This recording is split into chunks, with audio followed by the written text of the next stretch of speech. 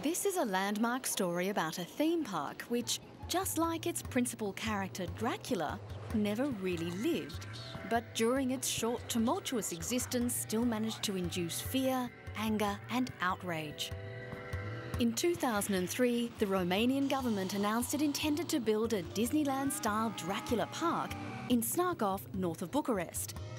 But from the start, there was powerful opposition.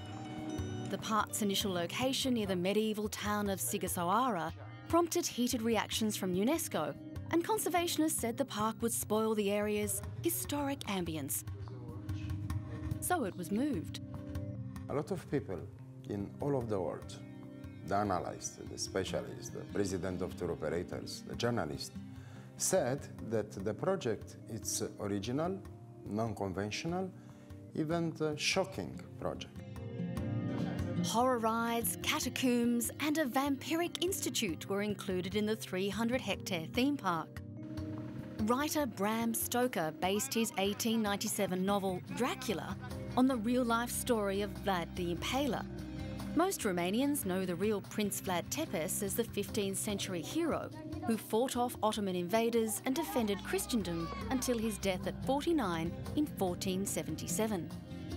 But to the locals, the theme park was no blood-sucking affair. As far as I heard, some 600 new jobs would be created. That's something beneficial for our area. It is a good thing that the Dracula Park will be done. There will be new jobs for people. Romanians have only come to know of Dracula recently.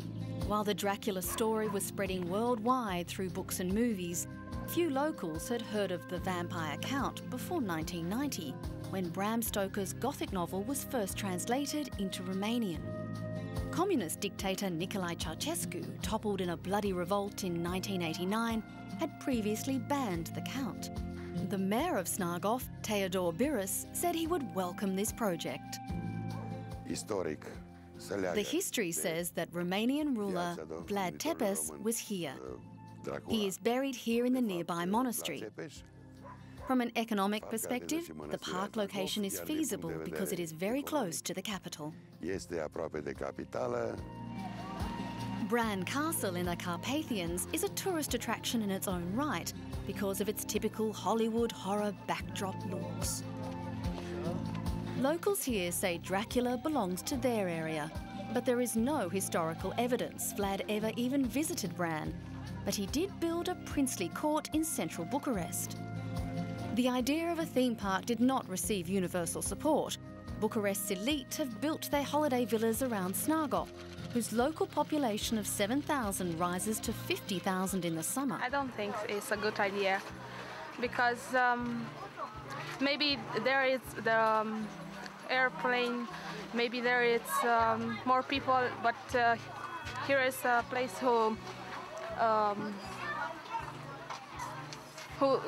people knows that the Dracula was here. The whole of Romania is a Dracula park, and our tourists visit all the regions following a story and seeing a country. But if you set the Dracula park in one location, no matter which location, then you stop this flow of tourism throughout the country.